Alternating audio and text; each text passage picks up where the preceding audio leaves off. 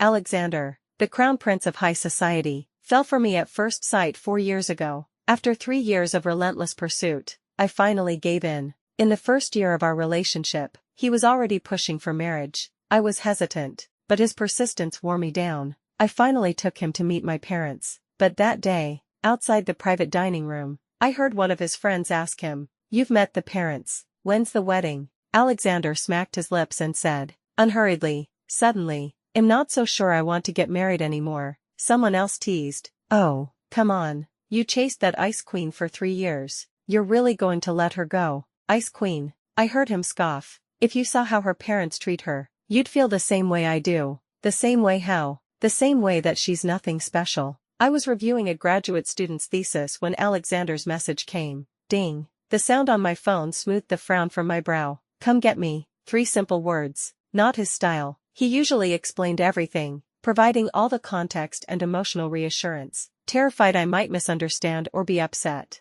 Was it another one of his friend's stupid truth or dare games? "Honey, we're getting married. Can't you come pick up your dear husband? Everyone else has their wives picking them up." Husband? I guess so. After he met my parents, the wedding plans had accelerated. A life for two is different from a life for one. Some changes are normal. All right. I sighed. I shut down my computer and grabbed my car keys. The wind and rain were heavy, and I hit every red light. By the time I arrived, over an hour had passed. I shook the rain from my umbrella, handed it to the doorman, and followed the hostess toward the 5th-floor private room. "Thank you, I can find it myself." It was his habit. When he ate here, he always chose the innermost room on the 5th floor. I knew the way. Just as I was about to knock, I heard his friend's voice from inside. "It's raining today. Aren't you going to pick up your fiancé from work?" Alexander took a sip of wine. Unconcerned. "Pick her up. She's not a child who doesn't know the way." Someone else chimed in. "Oh ho. Now that you've got her, the act is over."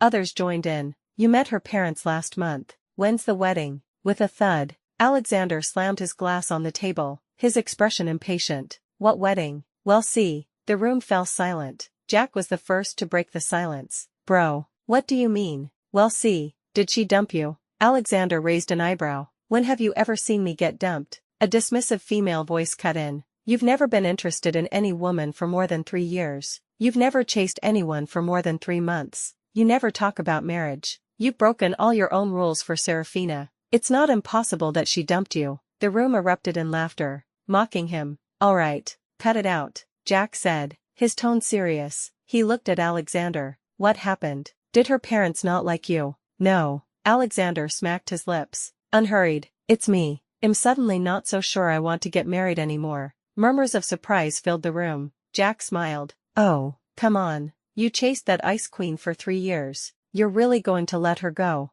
"Ice queen?" Alexander scoffed. "If you saw how her parents treat her, you'd feel the same way I do." "The same way how?" "The same way that she's nothing special." As I walked into the research institute, the security guard, Mr. Liu, greeted me. "Working late again, didn't Mr. Alexander come to pick you up?" 4 years ago, when he started pursuing me, he became a regular visitor. Everyone was used to seeing him. I suddenly remembered what he had said in the private room. "I just feel like I don't need to put her on a pedestal all the time. Other women can be submissive. Why can't she?" I nodded. "I drove today. I'm just going to go up and look over a student's thesis again." Mr. Liu nodded in understanding. He remembered the few students who were struggling to graduate. A colleague passed by. "That's strange. Ever since you got engaged, you've rarely worked late. No one nagging you tonight. It's graduation season." The colleague just smiled and shook his head, thinking of his own struggling students, and walked away dejectedly. My students were different. Their theses were fine.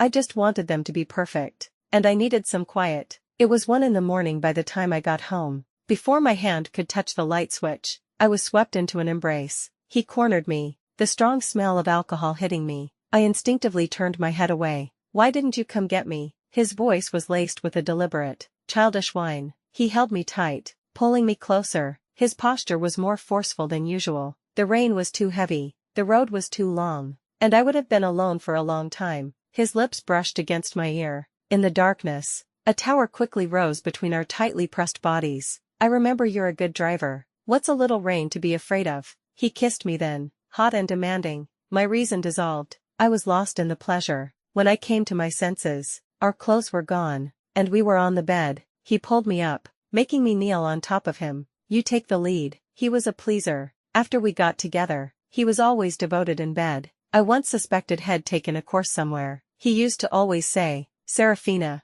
leave it to me. It'll make you happy. I've never hired an escort, but I imagine they couldn't be much better than him. Me, take the lead. I could. I looked at him, from his powerful thighs to his 8-pack abs, his broad shoulders and narrow waist, and then to his eyes, which were staring at me. His dark pupils held a confident desire to conquer, like a predator eyeing its prey, arrogant and dismissive. Suddenly, I lost all interest. I got off the bed and went to the bathroom. Never mind, I'm too tired today. When I came back in my robe, he was still in the same position. Seeing me, he petulantly flicked his own member and then hissed in pain. Just once. For me, you can't. The hum of the hairdryer was my only reply. Seeing my lack of response, he silently got up, dressed, and left. It was the first time since we had met that he had just left me hanging. My thoughts were a tangled mess. When my mind wouldn't shut down, sleep refused to come. I was doing a yoga pose on my bed when a message from Jack came. He sent several videos. Serafina, you two are about to get married. What is this? Aren't you going to do something about him?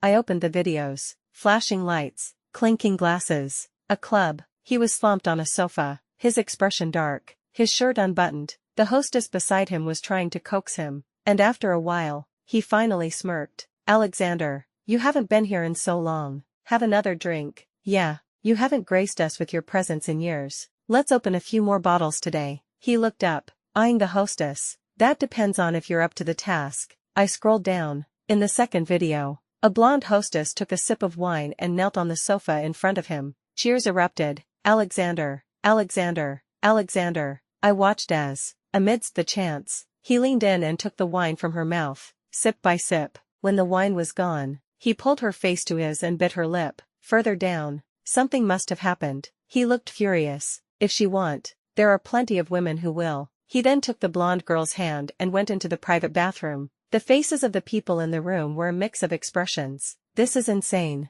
I'll stop him. You need to get here. Now. I turned off my phone. In the darkness, the only sound was my own breathing. I remembered when we had just started dating. He had invited me to a dinner with his friends. It was the first time he had introduced me to them. Before we went, I watched him type and delete messages in their group chat, drafting several versions of rules for meeting my girlfriend. The moment I arrived, the cheering started. Alexander has been talking about you at every gathering. After 3 years, we finally get to see you in person. She's the real deal. What class? Serafina, you're the only one he listens to. Please tell him to stop bullying me. Some were enthusiastic shippers, others, drunk. Let things slip. I wonder how long you'll last. His last relationship was 3 days. The one before that was 8 hours. Miss Serafina. A man with red hair was slurring his words before his mouth was covered. I had to leave early that day for an emergency call. I heard that after the party, Alexander beat the red-haired man so badly his face was the same color as his hair. They had to take him to the hospital. That was the first and last time I saw that man.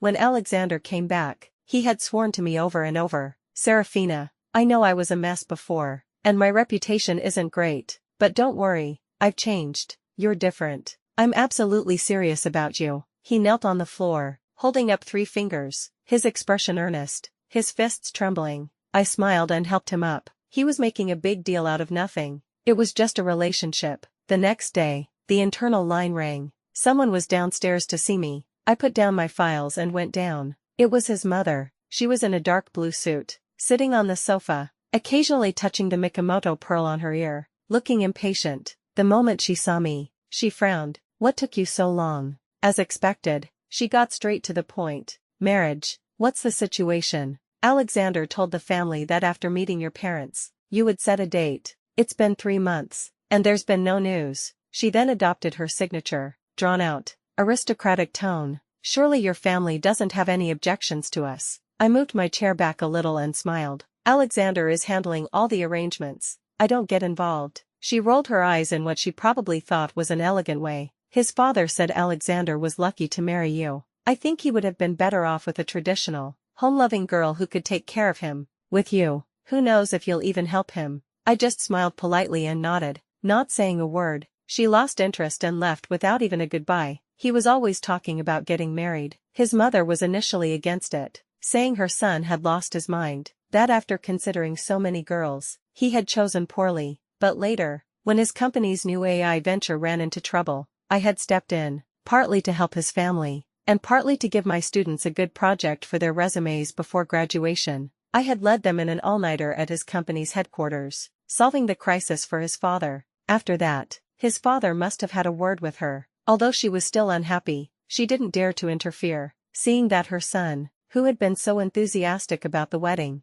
had suddenly gone silent. She must have thought it was my fault and had come to hold me accountable. It had been 3 months since he met my parents. He hadn't mentioned the wedding once. The wedding planner who had been so diligently sending me proposals had gone silent. The $1 million wedding dress he had promised was nowhere to be seen. I thought, 3 months is about right. Jack's concern about the changes in him was almost obsessive. Thanks to his avid desire to share, I was kept up to date on Alexander's every move. He was taking his clingy, whiny childhood friend to parties, truth or dare, their red lips locked in a passionate kiss. And then the comment, "This is what a real woman tastes like." I remembered him begging me to be a little more dependent on him, to not make him feel so useless, but I couldn't. A person's past shapes their present. How could I? How dared I pick up the dependency I had fought so hard to escape? He was also seen at clubs with the blonde from last time. She was sometimes a social butterfly, sometimes a seductress, whispering in his ear when he was about to lose his temper, "Serafina, can't you just give in to me for once?" We had once fought over my working late. After I laid out the pros and cons, I still went my own way. 3 days later, he was at the gate of my institute, dark circles under his eyes, a scruffy beard, his face full of resentment. The next moment, he was taking my bag and opening the car door for me. We had just started dating then, and the passion was still strong. He sighed, as if resigned to his fate. "Serafina, it seems I'm destined to be your dog for the rest of my life." Outside the club, at dawn, he came out, his tie loose, yawning, looking bored. The blonde girl was on his arm, her smile forced, her energy clearly flagging. They hesitated, as if unsure of what to do next. He took out his phone, a flicker of disappointment on his face, then put it back. It was because my message in a meeting, "We'll be back late," had not been answered. As they were about to leave, I raised my arm and shouted, "Alexander, I couldn't let this drag on." He froze, about to pull his arm away. Then,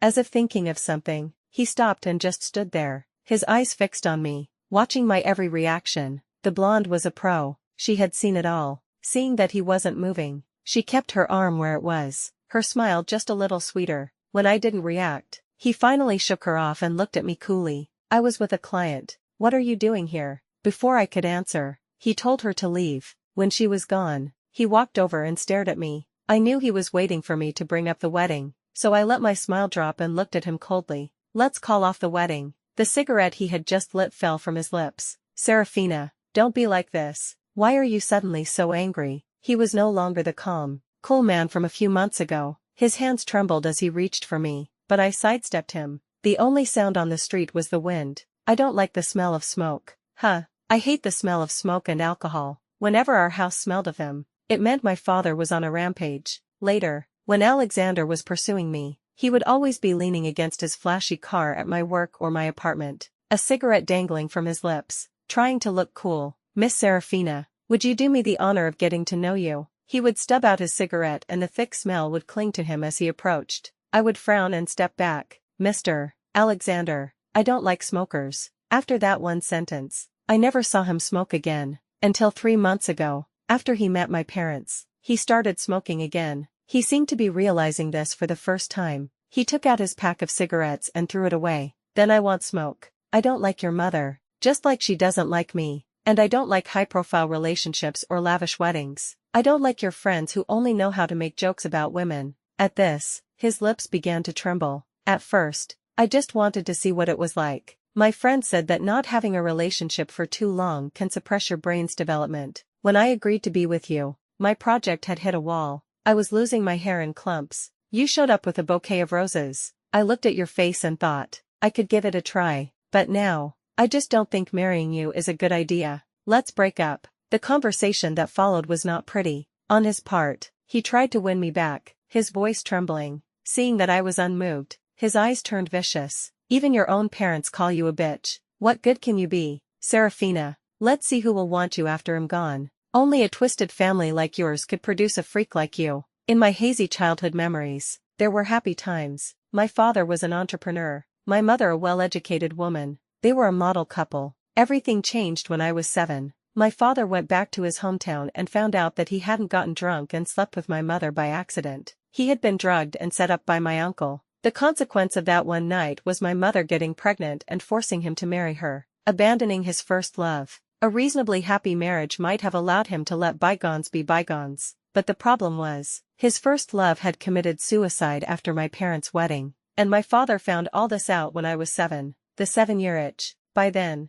my mother had been sleeping in my room for almost a year. The old love had turned to resentment. The memory of his lost love cast a dark shadow over our home. At first, my mother would try to reason with him. It's been so many years. You know how I've been to you. Don't tear this family apart. But later, his anger was unquenchable, especially after being suppressed by my grandfather and uncle. My mother lost her patience. She swung between frantic attempts to win him back and venomous curses. The gentlewoman was gone. Gradually, I became the useless thing who couldn't keep her father at home, the accomplice who had dragged him into this mess. They didn't dare to hurt each other, so they took turns on me, with cold words and hot fists. The marks on my body were a source of sick satisfaction for them. When I was 13, I got my first period. The cramps had me writhing in bed, drenched in cold sweat. After an anxious debate, I decided to ask my mother for help. She just snorted. How did I raise such a useless thing? Making a big deal out of a little discomfort. It's because of you that your father doesn't want to come home. I endured the pain and called my father. After a moment of silence, his voice came back, as cold as ice. Like mother, like daughter, you're telling a man about your private matters. You're just as cheap as her in your bones. It was a rainy night. I walked for a long time with an umbrella, but couldn't find a pharmacy. The wind was so strong it blew my umbrella away. I was soaked, and the pain intensified. My vision went black. When I woke up, I was in the hospital. My friend, Scarlett, was beside me, from admission to discharge. I never saw my parents, just like for many years after. It was into this background that Alexander had come, in such a hurry to get married. Are you pregnant? The 4 of us had just sat down when my father's cold question came. Alexander was nervous. He thought our family was strict. Had he overstepped by being so forward with their good daughter? Would he be thrown out? Before his cold sweat could fall, my father spoke again. Young man, I advise you to be careful. Don't get trapped. A bitch's way of tying down a man is either with sex or a baby. They're shameless. His disgust was unconcealed.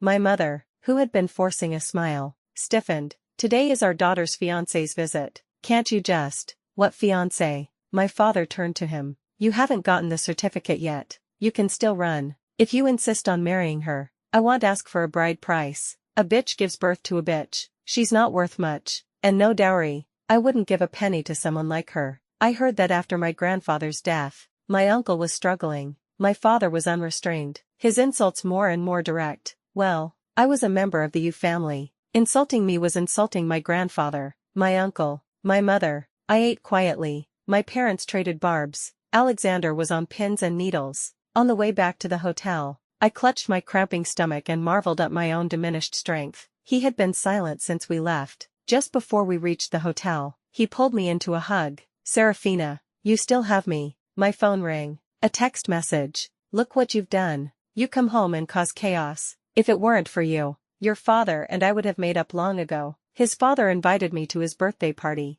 Even if we couldn't be family, he wouldn't easily give up my connections in the industry. Businessmen are practical. Alexander was there, of course, with his circle of friends. His father's secretary came over to me. Professor Yu, if you need anything, just let me know. She was afraid Alexander would cause a scene. At first, he tried to make small talk, but I avoided him. Seeing my coldness, he gritted his teeth. Sometimes I had to feel sorry for him. A hot-headed young master like him must have been so frustrated with me. Fortunately, a young admirer of his soon arrived and kept him occupied. He didn't push her away. He put his arm around her waist and was the perfect gentleman. He got her drinks, draped his coat over her shoulders, and danced with her, their bodies pressed close. I knew he was doing it all for me to see, to show me that I too could be neglected, trampled. Not long ago, we were engaged. Now, he was with someone else. Many eyes were on us. I just sipped my drink. After the birthday toast, it was about time to leave.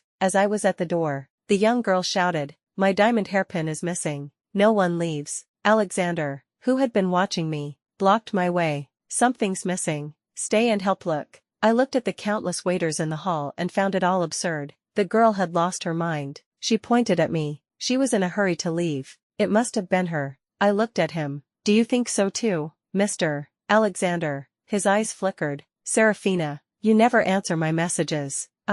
This pair was a perfect match. Both complete idiots. At a major business social event, they were publicly accusing a guest of theft, without any regard for the host's reputation. As expected, his father's secretary came over, resolved the situation quickly, and then escorted me out. Professor Yu, the driver is waiting for you. The parting gift is in the car. I'm so sorry. Jack sent another message. Did you two break up? I didn't reply, but he came over with a bouquet of flowers. Miss Serafina, would you consider getting to know me? With the intention of a relationship. Not interested. Please believe that I'm sincere. Am not like him. How are you different? When you all went to the club, they all ordered girls, but you didn't. Is that it? I had no time for a Alexander 2.0. Jack was not good at keeping secrets. Alexander found out he was pursuing me. He came to my house, kicked away the flowers I was about to throw out, and tore up the card. The card read, I am willing to change for you, until you see my sincerity. He was furious. He asked if I was wavering because of someone else. Serafina, I believe I'm special to you. We've even met each other's parents. If you just nod, you'll be Mrs. Alexander. She's just a paper tiger of an ice queen. I'll break her in. Make her a wife who's useful to me. Then, she'll have to put up with my smoking, drinking, and countless lovers. Once I get her pregnant, she'll be trapped. She won't be able to escape. I repeated, word for word, what he had said in the private room that night. As I spoke, the color drained from his face. You heard everything. Then you. A bad relationship also needs a withdrawal period. He was struggling again, looking pathetic and pitiful. That was after you saw a glimpse of my dysfunctional family and thought you could control me. Serafina, have you ever scooped cat litter? The sudden change of topic threw him off. He looked at me, confused. Cat poop. No matter how long it rolls around in clean litter, still needs to be thrown out. You're like a piece of cat poop. You've been in my life for a long time. You've left your scent, made your presence known, but once I confirm you're a mistake, you have to go. When I met you, I knew you had a history, that you were a player. I accepted you, so I didn't hold your past against you. Today, I'm giving up on you, and I can do so without looking back. He started to cry, silently, tears just rolling down his chiseled face. I really was planning to marry you, and then, at some point, you would feel contempt and disdain for me again. Maybe when I'm bloated and weak during pregnancy, maybe when I'm sick in bed, crying, or maybe when I fail to get a promotion. At a time like that, you would think, she's nothing special. I don't know why she's so proud. Maybe I shouldn't have chosen a woman like this. I can find someone else, and trample on this wife's dignity. Her own parents can treat her like this. Why can't I? Worse than not loving someone is despising them. Once that starts, it never stops. You would doubt the person you had humbled yourself to win over was even worth it. And then you would start to hate. You would hate me for fooling you, for pretending to be unattainable when I was really just a piece of mud disguised as a lotus. And soon, you would turn that hatred into action. And every time I needed you, you would push me into an even deeper abyss. The broken window theory is the litmus test for a petty person. And you, Alexander, have always been a despicable person. You failed the test. After years of no contact with my parents, I had the absolute freedom to decide whether to take him to meet them. The reason I did was that I wanted to open my life to him completely. The motive was a bit idealistic. I hoped my future partner could accept all of me. I didn't want to be sleeping next to someone I had to be constantly on guard against. He was a storm in my life. He came, and he went. I went back to my usual routine: research, teaching, and projects. I hired a part-time cleaner. The small inconveniences his departure had caused vanished with her arrival. I rarely thought of him, until the dean of my institute called me in. Professor Yu, I know your personal life is your own business, and it's not my place to interfere, but that Alexander, I've watched him grow up. He's been in a downward spiral since the breakup, and as an elder, I can't just stand by. For my sake, could you please go and talk to him? His reputation was well known. He was playing the part of the useless rich kid. A downward spiral was just him going back to his old ways. The dean and Alexander's father were old friends. His family must have asked for this favor. He had no guarantee it would work, so when I appeared at the Alexander residence, everyone was shocked. "What are you?" "Shut up." His father pulled his mother away, leaving Alexander and me alone. He had been drinking a lot, and was a mess on the floor. When I came in, his father was yelling at him, but he didn't react. It was only when the room went quiet that he looked up, and then he froze. "Alexander." "Serafina, my leg hurts." He cut me off, his words tumbling out in a rush. "I had your parents beaten up. I was in jail for a few days, just got out on bail. My dad broke my leg. He said if I keep this up, he'll cut me out of the will and leave the company to my cousin.